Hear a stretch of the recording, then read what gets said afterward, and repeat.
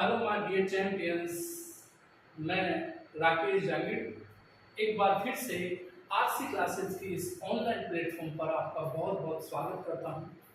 एक लंबी छुट्टी के बाद में मैं आज फिर से आपके लिए टेंस का एक बड़ा शानदार टॉपिक लेके आया हूं, जिसका हेडिंग है पास्ट कंटिन्यूअस टेंस। और ये past continuous tense competition exam में बहुत अच्छे खासे क्वेश्चन लेकर के आता है। तो स्टार्ट करते हैं अपन आज की क्लास पास्ट कंटिन्यूअस टेंस के साथ। सबसे पहले जिस टेंस को भी अपन स्टडी करते हैं, पढ़ते हैं, सबसे पहले उस टेंस के हमें हेल्पिंग वर्ब पता होना चाहिए। हेल्पिंग वर्ब को ही अपन कह सकते हैं ऑक्सिलरी वर्ब। हेल्पिंग वर्ब का ही दूसरा नाम होता है ऑक्सिलरी वर्ब। इसलिए इस टेंस की जो ऑक्सिलरी वर्ब है वो आप देख पा रहे होंगे क्या है। इस टेंस की जो ऑक्सिलरी वर्ब है वो है वॉज और वर। वॉज और वर। इस टेंस की जो हेल्पिंग वर्ब है वो है वॉज और वर। सबसे पहले बात करते हैं इस टेंस के सिंगुलर सब्जेक्ट की। यदि अपने पास में सब्जेक्ट कैसा हो, सिंगुलर हो, तो अपन हेल्पिंग वर्ब के रूप में लगाते हैं वॉज। और यदि सब्जेक्ट हो आपके पास में प्लूरल, तो अपन लगाएंगे वर। इतना तो सब लोगों को पता चल ही गया होगा कि इस टेंस की जो हेल्पिंग वर्ब है वो वॉज वर है। सिंगुलर के साथ अपन लगाते हैं वॉज और प्लूरल के साथ लगाते हैं अपन वर। बात करें इसकी मेन वर्ब की, तो मेन वर्ब के रूप में वॉज हो चाहे वर हो, दोनों के साथ लगाते हैं वर्ब की फर्स्ट फॉर्म प्लस आईएनजी। बोले तो प्रोग्रेसिव एस्पेक्ट जब भी अपन यूज करते हैं तो आगे अपन प्रेजेंट पार्टिसिपल का प्रयोग करते हैं, वर्ब की फर्स्ट फॉर्म प्लस आईएनजी का यूज करते हैं। अब बात करते हैं अपन छोटे लेवल की एग्जाम की, जैसे 8th 9th 10th जो स्कूल स्टैंडर्ड हैं उनमें ट्रांसलेशन का क्वेश्चन आता है, या अपन बात करते हैं 4th ग्रेड में, या बात करते हैं अपन पटवारी और एलडीसी की एग्जाम में यदि कोई क्वेश्चन ट्रांसलेशन का आता है। यदि बात करते हैं अपन ट्रांसलेशन की, तो इस टेंस की हिंदी पहचान होती है रहा था, रही थी, रहे थे। लेकिन हायर कंपटीशन में ये रहा था, रही थी यूज नहीं आते। तो याद रखें इस टेंस की जो हेल्पिंग वर्ब है वो है वॉज वर, वर्ब की फर्स्ट फॉर्म प्लस आईएनजी। और इस टेंस की जो हिंदी पहचान है वो है रहा था, रही थी, रहे थे। तो आप बताइए इस टेंस का हिंदी ट्रांसलेशन से इंग्लिश ट्रांसलेशन करेंगे तो क्या होगा।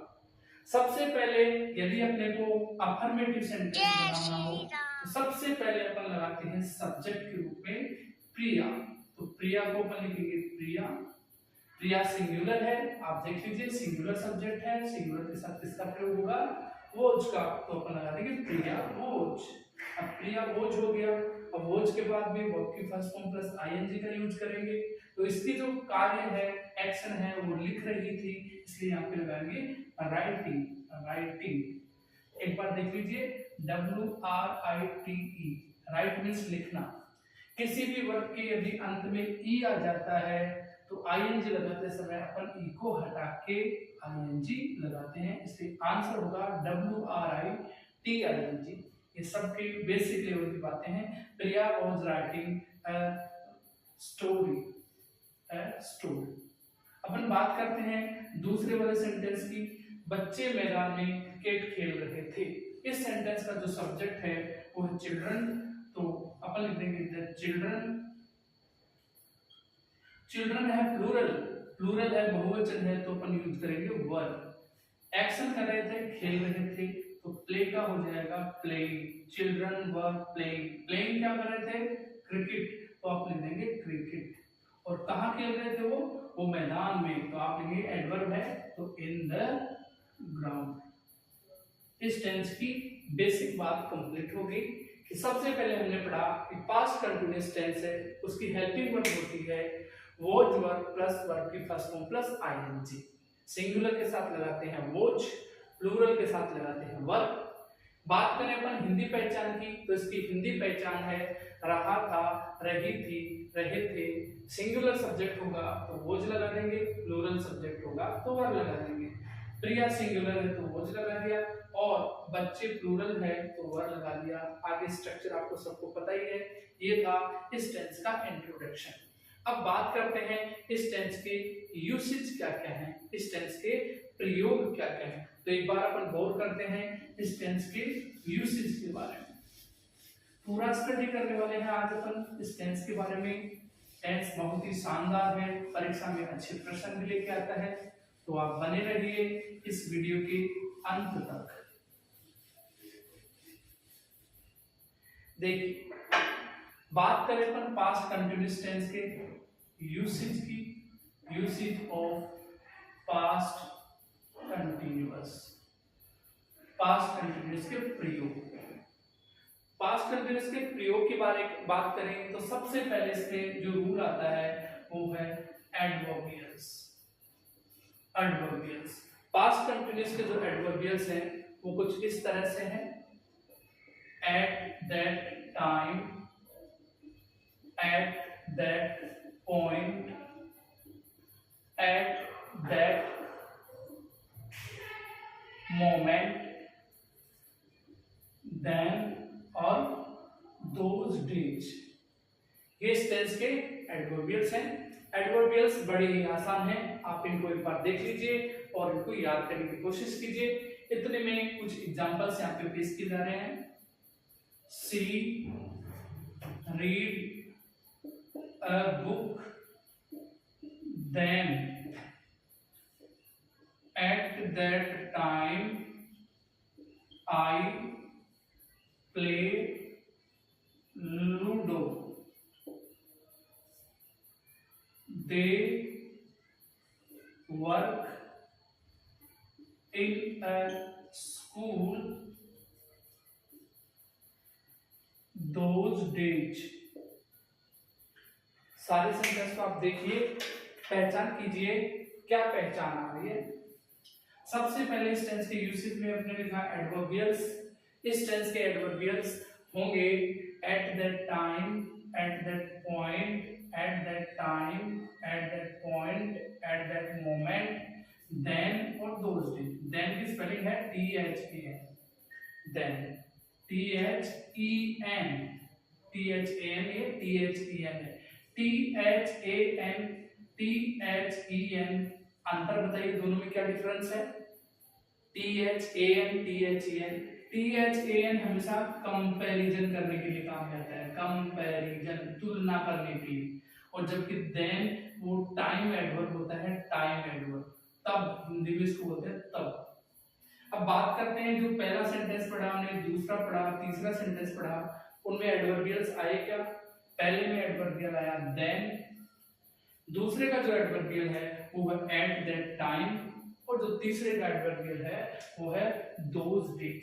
तीनों सेंटेंस में एडवर्बियल दिए गए हैं, इसलिए पहले क्वेश्चन का अपन याद करें, आंसर करें तो सी सब्जेक्ट सिंगुलर है, सिंगुलर है तो आंसर आएगा वॉच, और रीड का हो जाएगा रीडिंग। बात पते की सबको समझ में आई कि एकदम इजी बात है, सिंगुलर सब्जेक्ट है तो वॉज रीडिंग। दूसरे का सब्जेक्ट है आई, तो आई के साथ में आएगा वॉच, और प्ले के साथ में देंगे प्लेइंग, वॉच प्लेइंग। और जो तीसरा सेंटेंस है उसका सब्जेक्ट है दे, दे होता है प्लूरल, इसलिए प्लूरल के साथ में आएगा वर्क, और वर्क का हो जाएगा वर्किंग। इसलिए आपको जहां तक मैं आशा करता हूं ये वाला रूल बड़े अच्छे से समझ आ ही गया होगा कि इस टेंस के एडवर्बियल्स क्या क्या है। परीक्षा में जो क्वेश्चन पूछा जाता है, एग्जाम में जो क्वेश्चन आता है वो जनरली यहीं से पूछा जाता है, इस टेंस के क्या क्या यूसेज हैं। तो यूसेज नंबर तो डियर स्टूडेंट्स, पहले रूल को पढ़ने के बाद में अपन आते हैं अब रूल नंबर 2 की तरफ। पास्ट कंटिन्यूअस का रूल नंबर 2, यदि दो एक्शन पैरेलली हो रहे हैं, यदि टू एक्शंस है ना वो पैरेलली हो रहे हैं, समान रूप से हो रहे हैं, यानी एक कार्य चल रहा है उसी के दौरान दूसरा कार्य भी हो रहा है, यदि एक्शन कैसे हो, पैरेलल एक्शन हो, और कंजंक्शन के रूप में कौन लगे, वाइल, कंजंक्शन के रूप में कौन लग जाए, वाइल, और वाइल का मीनिंग वहां पे क्या निकले, जबकि। यदि सेंटेंस में कंजंक्शन के रूप में वाइल आ जाए और दो एक्शन पैरेलली हो रहे हो, वाइल का मीनिंग जब हो, तो दोनों क्लोज में, तो दोनों क्लोजेस में, तो दोनों क्लोजेस में वॉज वर, वर्ब की फर्स्ट फॉर्म प्लस आईएनजी का प्रयोग होगा। तो दोनों क्लोजेज में किसका प्रयोग होगा, वॉज वर्ब की फर्स्ट फॉर्म प्लस आईएनजी। यानी शर्त होनी चाहिए, वहां क्या आना चाहिए, वाइल आना चाहिए, और वाइल का मीनिंग होना चाहिए जबकि। देखिए सेंटेंस इस तरह से है, see read a book while they play chess। एक सेंटेंस और देखते हैं, while I watch TV my wife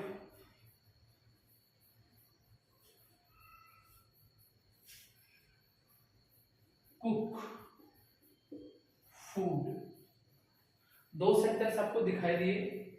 पहले सेंटेंस में आया see read a book, see read a book while they play chess, while they play chess. कहने का मतलब है यहाँ पे कंजंक्शन के रूप में आया व्हाइल, व्हाइल की मीनिंग है जबकि। देखिए सी रीड ए बुक, वह पुस्तक पढ़ रही थी जबकि वे चेस खेल रहे थे। यानी दोनों पैरेलल एक्शन हो रहे हैं, तो दोनों क्लोजेज में अपन किसका प्रयोग करेंगे, वॉज वर्ब का। इस सेंटेंस का आंसर होगा see was reading a book while they were playing, they were playing. Answer समझ में आ गया होगा। यदि व्हाइल कंजंक्शन का अर्थ जबकि हो, व्हाइल कंजंक्शन का अर्थ जबकि हो, तो दोनों क्लोजेज में अपन वॉज वर्ब का प्रयोग करते हैं। इसी तरीके से व्हाइल स्टार्टिंग में आ गया, बिगिनिंग में आ गया, यहां भी व्हाइल का अर्थ जबकि है। माय वाइफ, मेरी पत्नी खाना, मेरी पत्नी खाना पका रही थी जबकि मैं टीवी देख रहा था। तो इस सेंटेंस की बात करें तो इधर वाला क्लोज हो चाहे पहले वाला क्लोज हो, व्हाइल आया, व्हाइल का अर्थ हुआ जबकि, तो दोनों क्लोज में आंसर होगा आई के अनुसार वॉच, और वॉच का हो जाएगा वॉचिंग। और जो दूसरे वाला क्लोज है उसमें सब्जेक्ट है माय वाइफ, सिंगुलर है, तो इधर भी आ जाएगा वॉच, और कुक का हो जाएगा कुकिंग। इस तरह से इसका आंसर अपन भर देंगे वॉच कुकिंग और वॉच वॉचिंग। तो आई होप ये बात आपको अच्छे से समझ आ गई होगी। यदि सेंटेंस में दो पैरेलल एक्शन हो रहे हों, दो समांतर कार्य हो रहे हों, और उसमें कंजंक्शन के रूप में व्हाइल हो, व्हाइल का मीनिंग जबकि हो, तो ऐसी कंडीशंस में, ऐसी सिचुएशन में अपन दोनों क्लोज में वॉज वर्ब का प्रयोग करेंगे। ये बात आपको अच्छे से समझ आ गई। एग्जाम्पल आपने समझ लिया कि वह एक बुक पढ़ रही थी जबकि वे चेस खेल रहे थे, यहाँ पे जबकि मीनिंग आया। इसी सेंटेंस में मेरी वाइफ भोजन पका रही थी, खाना पका रही थी जबकि मैं टीवी देख रहा था। तो ये बात आपको अच्छे से समझ आ ही होगी। अपन बात करेंगे अपन इस टेंस के रूल नंबर 3 की बात करें अपन रूल नंबर 3 की। देखिए रूल नंबर 3 क्या है।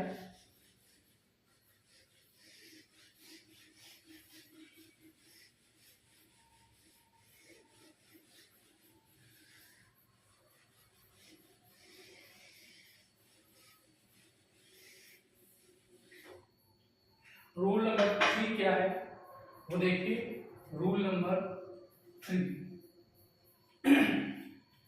यदि अपन कोई एक्शन कर रहे हैं और एक्शन थोड़ा लंबा है और उस एक्शन के दौरान एक घटना और घट गई, यानी अपन अगला कंजंक्शन पढ़ेंगे व्हेन और व्हाइल।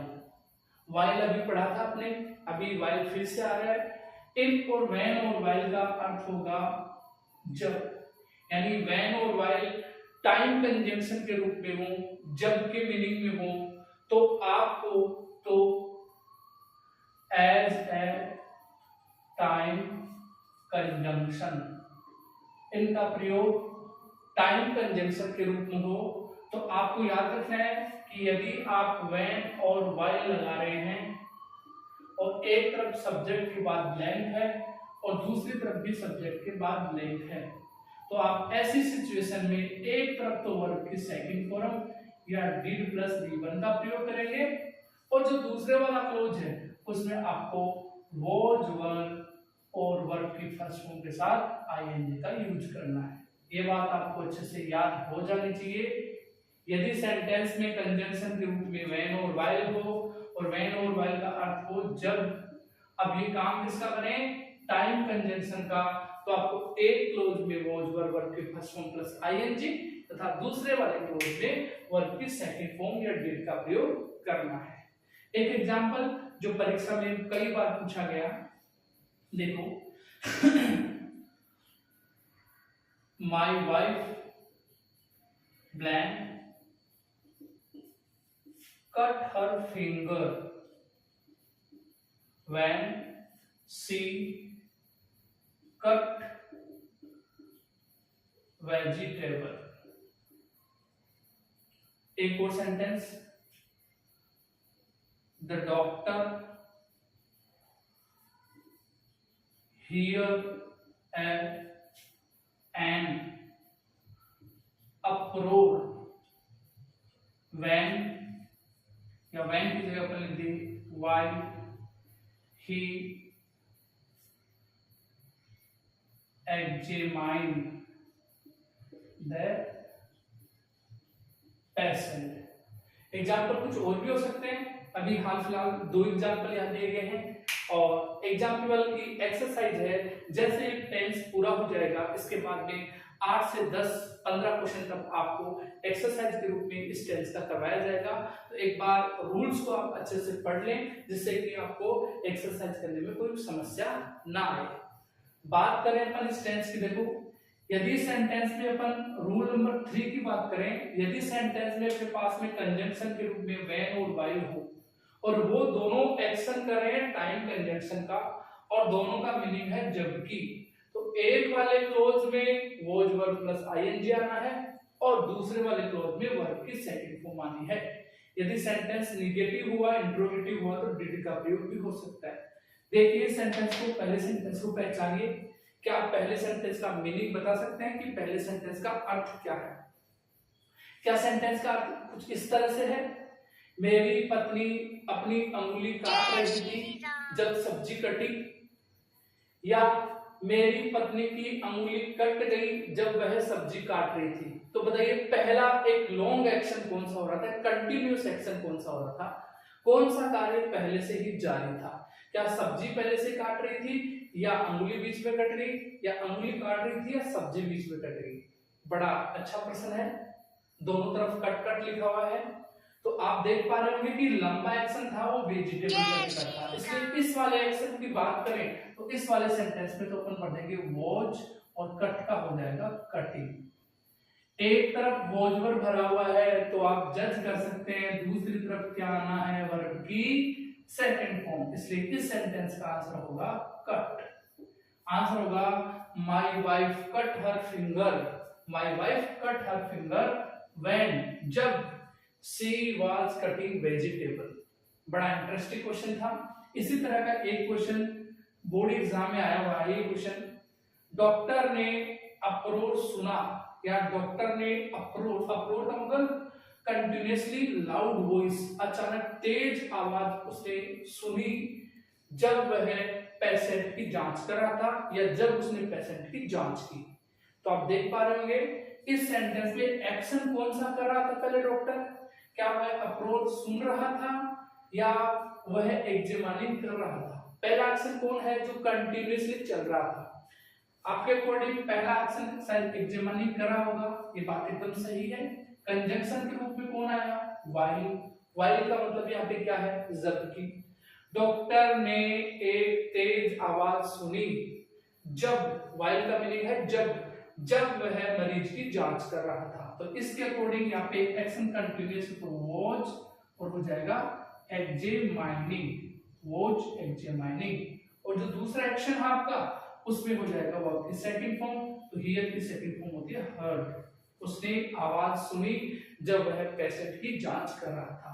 तो आई होप स्टूडेंट्स ये बात आपको अच्छे से समझ में आ गई होगी कि ये जो टेंस अपने लोगों ने पढ़ा अभी पास्ट कंटिन्यूअस एग्जाम में बहुत अच्छे अच्छे क्वेश्चन लेकर के आता है, वो अब आपके लिए बहुत ही आसान हो गया है, बहुत ही इजी हो गया है। बात करें इस टेंस के, अपन बात करें इस टेंस के रूल्स की, तो आपने इस टेंस में 3 रूल पढ़े हैं। एक बार जिन लोगों ने अभी तक नहीं लिखा है वो इस एग्जाम्पल को रूल सहित एक बार लिख रहे, और बाकी की चर्चा करेंगे अपन। इस टेंस का रिवीजन करेंगे अभी 1 मिनट में ही, इस टेंस को अपन एक बार फिर से रिवाइज करेंगे। तो जिन लोगों ने नहीं लिखा है वो एक बार इसको लिख लीजिए, फटाफट लिख लीजिए।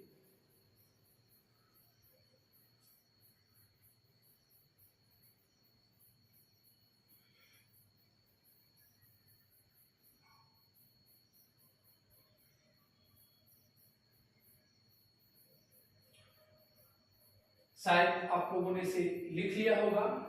तो जो ये कंटिन्यूअस टेंस था, पास्ट कंटिन्यूअस था, मैं आपको एक स्लाइड में एक बार में इसका एक बार रिवीजन करवा देता हूँ, किस तरह से एग्जाम में क्वेश्चन पुट अप होते हैं और लास्ट ईयर के एग्जाम में कैसे कैसे क्वेश्चंस आए हुए हैं, इन सब के बारे में अपन चर्चाएं करने वाले हैं।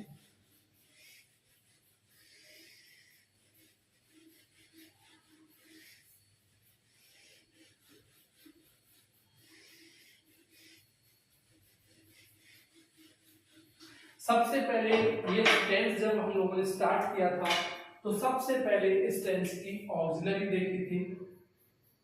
इस टेंस की ऑक्सिलरी वर्ब बता दीजिए, इस टेंस की ऑक्सिलरी वर्ब क्या थी? इस टेंस की ऑक्सिलरी वर्ब थी, वो थी वॉज वर्ब की फर्स्ट फॉर्म के साथ में आईएनजी। बात करें वॉज की तो वॉज आता था सिंगुलर के साथ, बात करें वर्ब की तो वर्ब आता था प्लूरल के साथ। फिर हमने इस टेंस के पहले यूसेज की बात की, फिर हमने इस टेंस के दूसरे यूसेज की बात की और तीसरे यूसेज की बात की। हमने इस टेंस के केवल 3 यूज पढ़े हैं, 3 प्रयोग पढ़े हैं। पहला जो प्रयोग हमने पढ़ा है वो था इसके एडवर्बियल्स।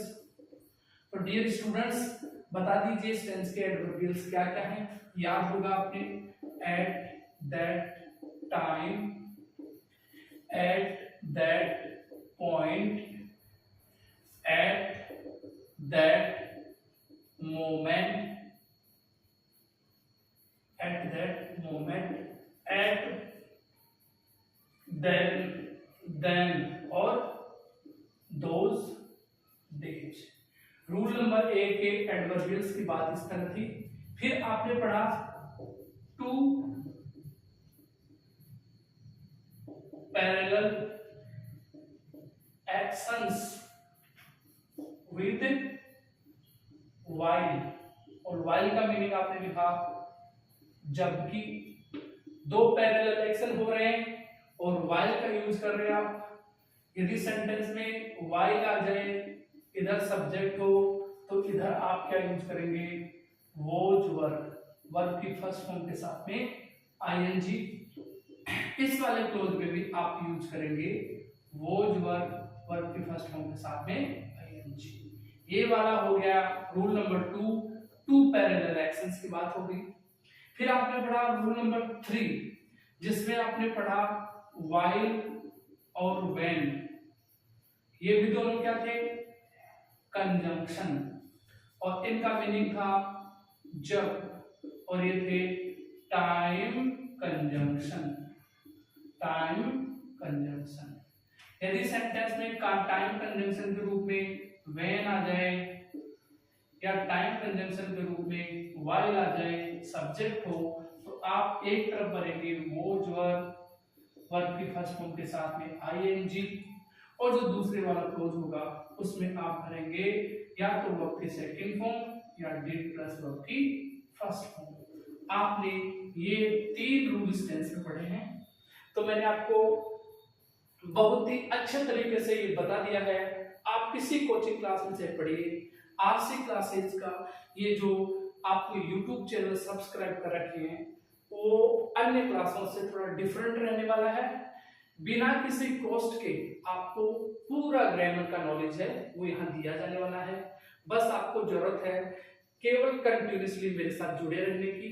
हो सकता है कि इस क्लास की जो और सुविधाएं हैं, जैसे डिजिटल बोर्ड हुआ, लाइट्स हुई, साउंड हुआ, हो सकता है वो अन्य कक्षाओं की अपेक्षा कमजोर हो, जो पेड कोचिंग हैं उनकी अपेक्षा कमजोर हो, लेकिन गारंटी ये है कि यहाँ जो कुछ पढ़ाया जाएगा वो एग्जाम में हूबहू आएगा। इसलिए आप जितने भी एक्सपेंडिचर हैं, खर्चे हैं, भौतिक सुविधाएं हैं, उनको सबको त्याग करके एक बार कंटिन्यूसली 6 महीने के लिए आप मेरे साथ जुड़े रहिए, और फिर आप 6 महीने के बाद में जब आप एग्जाम देते हैं तो आप खुद कहेंगे कि सर कि आपने बहुत ही अच्छे वीडियोज के माध्यम से हमारी बहुत हेल्प हुई है, और आप खुद देखेंगे कि इस क्लास से स्टूडेंट जो कंटिन्यूसली जुड़े हुए हैं वो बहुत ऊंचाइयों तक जाएंगे, बहुत अच्छी कामयाबी को हासिल करेंगे।